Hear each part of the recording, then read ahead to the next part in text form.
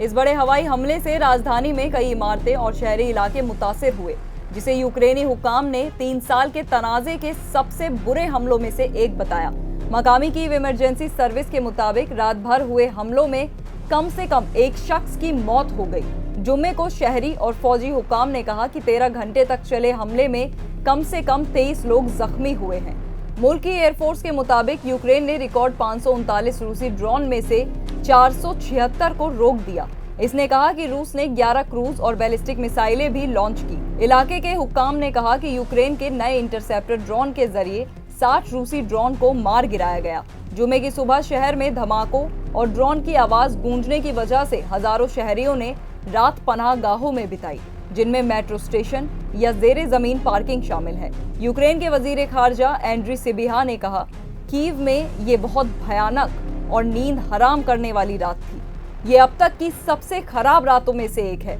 यूक्रेनी सदर Volodymyr Zelensky ने इसे मुल्क में हुए सबसे बड़े पैमाने पर हवाई हमलों में से एक कहा।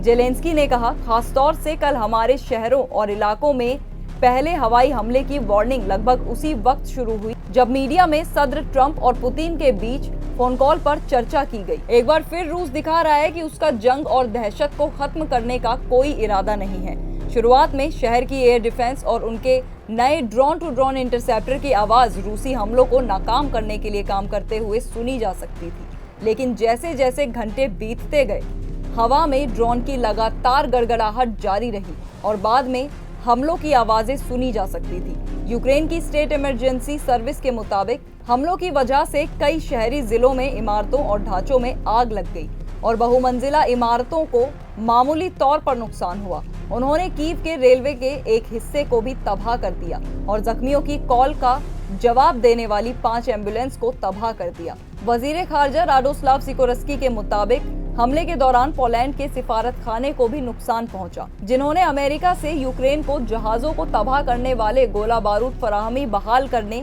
और हमलावर पर सख्त नई पाबंदियां लगाने का मुतालबा किया।